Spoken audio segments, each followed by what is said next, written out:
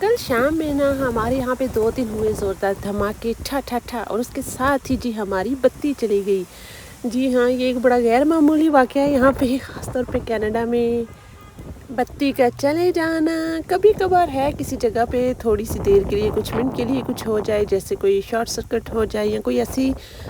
وہاں پہ ہو جائے جس کی وجہ سے چند منٹ کے لیے بجلی جائے، لیکن یہ کیونکہ کامن نہیں ہے اور کبھی دیکھا بھی نہیں ہے، تو اس لیے ایک دم سے بہت سی گھبراہٹ شروع ہو گئی کہ یہ کیا ہو گیا ہے۔ اور پھر ہم نے باہر جا کے دیکھا تو ہمارے جو ایریا ہے اس کی تو لائٹ نہیں تھی، اور جو ہمارے سامنے ہیں اور جو دوسری سائڈ پہ ہیں ان سب کی لائٹ تھی۔